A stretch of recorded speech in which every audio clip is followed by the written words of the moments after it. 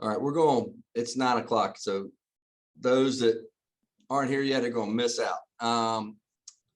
Glad to see this mighty group today. I'm going to take it a little, well, I got a couple things we'll talk about, but I want to apologize in advance. Maybe a little foggy this week. I did make it to the Stones last night in Charlotte. One hell of a show. Listen, I don't know how many more trips around the sun those fellas have, but holy cow, at 77, 78 years old, still rocking it. I'm dragging, and they were running up and down the, now I think they had oxygen off the side, but whatever. It was impressive to see what the Stones still had. So pardon my fogginess this morning. I don't usually stay out past 10. Anyway, I'm aging myself. But also I had two bucket lists this week. So last Friday I was talking about going to Boston, which I'm going to get into for a second, but Fenway also did not disappoint. So two bucket list items in 1 week. Feel like a winner. This has been awesome. So that's not gloating, not attempting to gloat, but just stating I had a heck of a good week. All right, Boston was phenomenal. And I was so impressed with downtown Boston. I want to give a shout out to my friend Jim Rooney, the CEO of the Boston Chamber, hosted the large city chambers around the country. We call it the Metro Cities Council of ACCE. And we had about 20 CEOs in Boston for a few days to talk about what everybody's seeing around the country, trends. And obviously the biggest issue that we're dealing with in every marketplace right now is workforce. And that's been a significant challenge. And so we had some thoughtful dialogue. In fact, it was probably the majority of the conversation over 2 days was talking about, well, part of it was showing off Boston and the other part was talking about workforce. And the workforce conversation was the most meaningful to me, only because, you know, we've got I mean, Tom knows this. I mean, we've got 6 colleges and universities here in Columbia. We have a talent-rich environment. And so workforce shouldn't be our biggest issue. Now, other places that don't have that, I get it, but we shouldn't, but it is. And so lots of conversation from folks from Harvard Business School and MIT. We're talking about, and I'll throw this out, is interesting side of things of how society has not valued some jobs over the last 20 years. And this is Reconciliation Day, if you will, a perfect storm as it relates to COVID, the shifts in the workplace today, shifting priorities after COVID, but also a recognition that some jobs that we have not valued, like corporations paying premium for executives, but really not putting the value, whether it's in pay, whether it's in benefits, whether it's in just recognition for employees, frontline employees. And that's where we're seeing the hardest hit, the hospitality industry specifically, truck drivers. We talked about that last week, that there were about 100 ships parked off of the coast of Long Beach. Yesterday, 500,000, you heard me, 500,000 containers sitting off the coast of Long Beach because they don't have enough dock workers and they don't have enough truck drivers. Christmas may come in March, by the way, just telling you, if that's the rate we're going. So unhealthy for the economy, because all those, I mean, truck drivers don't get paid by the load.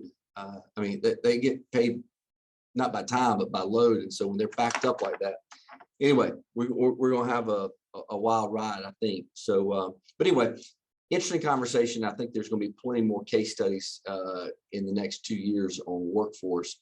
But I do think that there's a point in time we've got to value frontline employees, whether that's hospital, I mean, healthcare, hospitality, you name it. We've got to figure out a way to bring those folks back.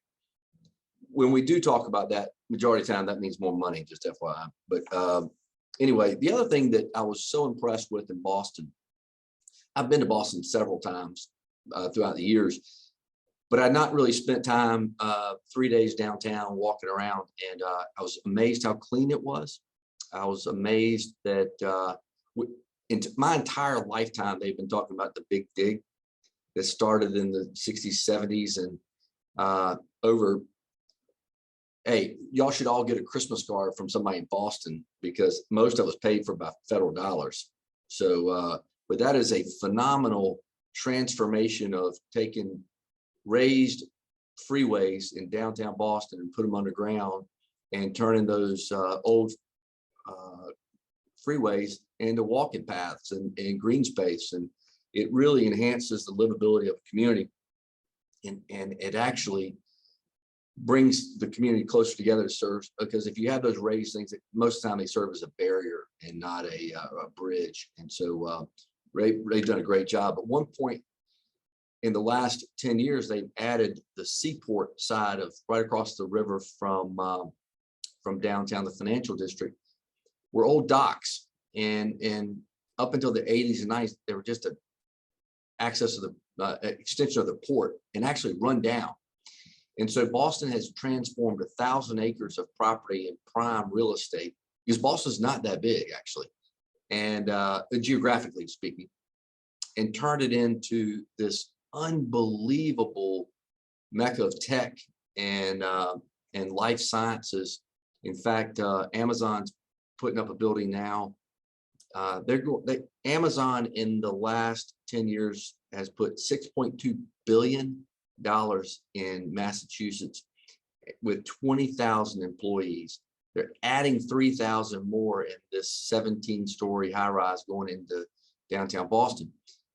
And it's robotics, it's Amazon Pharmacy, a lot of cool things going on around life sciences, because between Boston and Nashville, you have probably the majority of healthcare companies in America are based there, it seems like. But Boston has the edge on research. And I bring that up because I think there's some similarities and some opportunities we have in Columbia, especially with the new Life Sciences Center going on Bull Street. I'm not saying it's not the seaport of Boston, but our winters are a heck of a lot better. But we have an opportunity, and our growth, we need to be deliberate in how we grow and what we're trying to do to bring jobs. And when you have a particular focus and a mission, you seem to get things done a little bit better. Shotgun approaches don't work anymore. And so I think to me, my takeaway from Boston is Columbia's got a great opportunity to take advantage of underutilized assets, meaning things that we have and we just don't take advantage of. The med school being a predominant example of that here in Columbia. And so really thrilled to see, I know we have $55 million from the state, but I will tell you what, Boston about 6-7 years ago invested $1 billion in life sciences. The mayor, I think it was DeVell Patrick, was the governor at the time, and then the mayor at the time said, we're going to put $1 billion. So I think we've got which is timely, because guess what's happening next month? We have city elections. And so as we think about the next month and we have an opportunity to speak to city council candidates and mayoral candidates, I think it's imperative for us to say, hey, what's the plan? Because I'm going to show you a couple of slides. Sorry. Well, let's take a coffee break right quick, because I don't usually get into slides. I don't share screens, and I usually don't stay out past midnight either. So there you go. All right. Let's talk about Columbia for a second. And I don't want y'all. There we go. Can y'all see this okay, everybody? All right. I'm showing this. Let me get here. There we go. No, sorry, I got it out of whack. Here we go. That's income growth that we talked a little bit about this a couple weeks ago, but where we have a little bit further behind than most folks. In fact, Hampton County is the only county that had less income growth than we did. But let's just talk about relative to Charleston and Greenville and Horry County. We know what our strengths are in education, government, military. In South Carolina, advanced manufacturing is the fastest growing sector. We've got a little bit of that here, but not much. And so, but the biggest issue to me is the employment in Richland County grew at 11.5% versus over 20% in our peer cities. So we're lagging behind. Why is that? And I think for years, we've talked about it being because we had so much tax exempt property.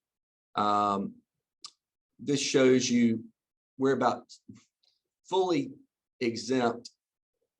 It is, I'll tell you, that's a little bit misleading because Fort Jackson, you got 100% of Fort Jackson's in the city of Columbia, and they don't use any services. I mean, they're a self-contained city out there, so they don't. Part of that is misleading, but we're really not out of whack. Maybe by 1 or 2 percentage points out of Greenville and Charleston as it relates to parcels and value. So that's not really the issue. I want to. Here's the issue, and so I think when we have our elected officials here for the next month prior to the election, I think it's just important when there is no silver bullet to fix this stuff. It's going to take a bunch of different things, but I think this is the direct reason that we've not seen the capital growth and infrastructure growth and job growth in Columbia. So these are important, and how it impacts folks every single day. I'm gonna get another slide right quick. Hold on 1 second. Let me hit one more.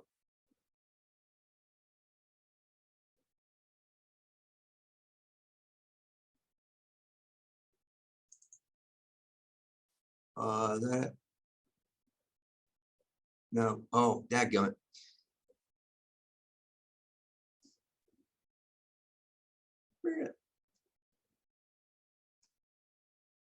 Well, this shows in just two, this is a bad example, but not fully, but how it hits people that most folks don't know the difference between residential property taxes, commercial property taxes, industrial property taxes. But if you're renting, you're paying 3 times the taxes if you own your home. And if you are if you have a nice car, you're paying a heck of a lot more taxes in Columbia than the rest of the state. But it's just a snapshot of what folks are paying in addition to exorbitant commercial property taxes. We have some of the lowest residential taxes in the country. So if you own your home and it's not rental to anybody, if you own it, it is pretty a great deal. But if you're renting, if you're a business, you're paying through the nose. So it does matter. All right, I'm gonna try to get it out of this.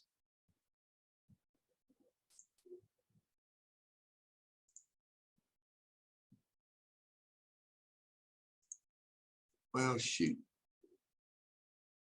I'm trying to unhide my screen.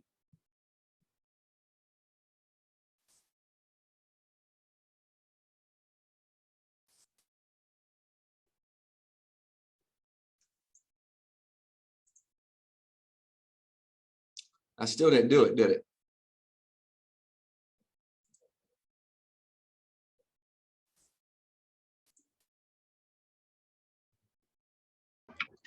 All right. Hey, Carl, are you trying to show another slide? No, I'm trying to get rid of it.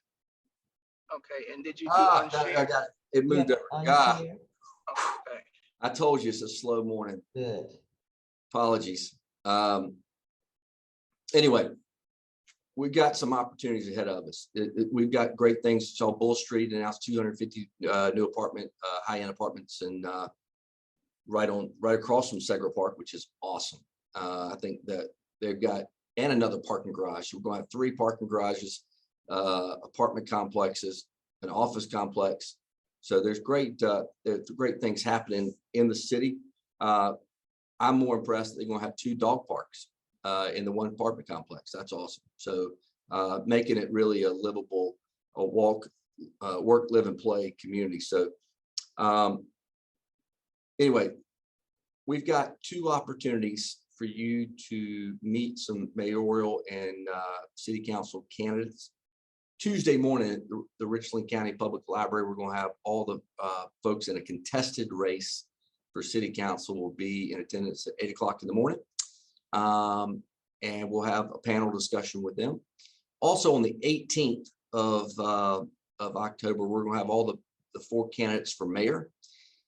We're going to host it with the Urban Land Institute, along with the building.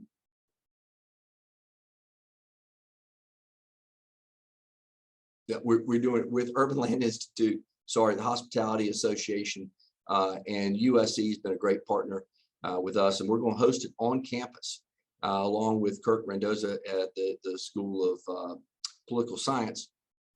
And so we're going to be streaming that as well for those that can't get down to USC, but we'd love for you to join us in person or virtually.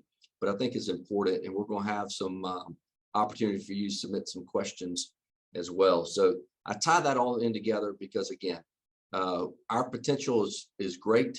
We've got more assets than any community I've ever seen. We just underutilize quite a few of them.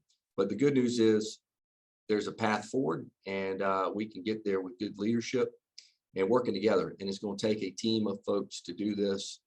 And just by finding a solution over a 10, 15-year period, I think there is such a thing as called an announcement effect, where you can make an announcement, things coming, and you can see the fruits of your labor before all those things play out. So I'm very, very hopeful and optimistic. So I'm going to open up for questions, but before I forget, a couple big things happened today on this day, October 1st, which I am floored that we're actually in October. September flew by at a rapid pace. On this date, 1908, the first Model T went on the market. And what did Ford say? You can have any colors you want, any color you want, as long as it's black. And so they sold a bunch of those black Model Ts. In 1952, I didn't know this, In God We Trust was put on the currency of the United States. Not until 1952, but that was against, that was our Cold War era against Russia. And in 1962, October 1st, Johnny Carson debuts. 30-year run there. That wasn't bad. That's pretty impressive. So, and happy birthday today to Jimmy Carter, great American. So, all right, let me, I've talked enough without coffee breaks. So y'all chime in. Hey, Rusty, I can get you a copy of those slides. I just, I picked them up. A couple of those came from Rebecca Gunlogson's study for the City of Columbia, which is a public document. And so, but I can get you, I love me some graphs and some charts, Rusty. So I'll get everything you want and need and probably more. All right, how about, I'm happy to call on folks, but I'm sure there's somebody in here that wants to introduce themselves, tell them what's happening with y'all. Ron Harvey. Hey, good morning, everyone. Great to see y'all. As always, it's Friday. TGIF. TGIF. Yes, TGIF. Thanks for Carl. One of the things that I'm sharing that I think that I would like to invite everybody to is we do a Live to Lead Summit every year. We're doing it virtual this year because of COVID and people on the fence, to include me, about whether we're going to groups or not. So I want to see you, but I want to be safe as well. And that's happening next Friday virtually.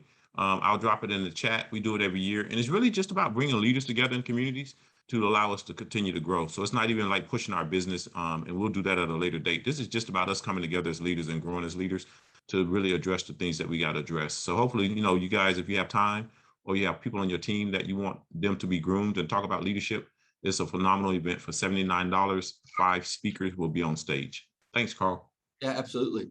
Hey, I don't always put people on the spot. Most of the time I do, but sometimes I don't. But hey, Jeff, Experience Columbia. Jeff's relatively new to Columbia. He's been here a while, but for those that have not been out and about, he has been a post-COVID hire.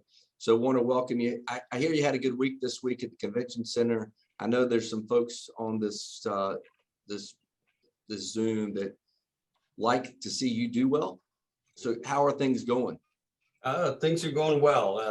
I actually traveled out to Las Vegas for a trade show and got to talk to quite a few clients, one-on-one appointments. They call it speed dating for meeting planners. So, and it was interesting. A lot of positive feedback from the planners. A lot of associations are definitely moving forward with their events. It's the corporate segment that's being a little bit more tentative, where they didn't say it out, come right out and say it, but being responsible for people traveling for the company. But like the person from Panasonic said, they can't meet in person until they get all their people back into the corporate office. So she said she's got a plan to try and do that. So, but things are going well. I with our location and being with our drive market, that's helping us immensely, where people have a little hesitation of wanting to get on a plane. The drive market has expanded from 350 miles to about actually 600 miles, and people would rather spend an extra hour or two in the car to drive to get to the next destination. So that's really helped. So things are going well. All of the shows that we have signed up for are still going forward for the rest of the year. So that's good. We're going to be able to get out in front of people and to be able to talk about Columbia and everything that we have to offer here. And that's the key. It's been interesting. I've been here since February 1st, but I've been in South Carolina since '97, and all 3 of our kids went to school here. And just to go through and see the development that's happened, and to see the Vista, Main Street, Bull Street, what's going on there. When we get people here, it's eye-opening, because so many times they just pass through and they just think Columbia is like a pass-through city, if you will. And when they get here, they just are amazed at how much we have to offer. So that's the key for us, is that we have to touch a ton of people and get people here so they can experience what we all know is a great place to live and to thrive and to work. So, and to come and meet. So things are going well. Great. Thanks for being on. You bet. Hey, Carl, this is Ron. Hey, Jeff, are you guys hiring? I have a sales position open, actually. Yes. A young lady that's been here for 7 years is actually moving to Augusta, and we have a sales position open here at the CVB. We sure do. Can you drop an email? I'll send you something to look at. I have a young lady I met yesterday, college student. I'll send it to you if you drop your email in there. That's great. Thank you so much. Great. All right. Anybody else feeling froggy on a Friday? For the morning people out there, go out to Partee Golf Center tomorrow. Columbia College hosting cross country meet. If you don't know where that is, it's the Steve Spurrier, Darius Rucker water tower driving range out there on 321. And for those of you that are evening people, the campus tour of the arts tonight is here on campus starting at 6. So there'd be various performances and art installations all around campus that are kind of a movable feast. Perfect night for it. And if you're looking to hire, I've got a whole college full of amazing students here at Columbia College. Just let me know who you want and we'll set you up. Thanks. Great. Anybody else?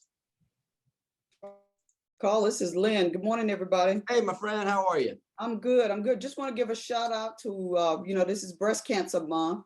Yeah. So just want to give a shout out to all of our survivors, both the patients as well, I guess the cancer survivors, as well as their families and loved ones.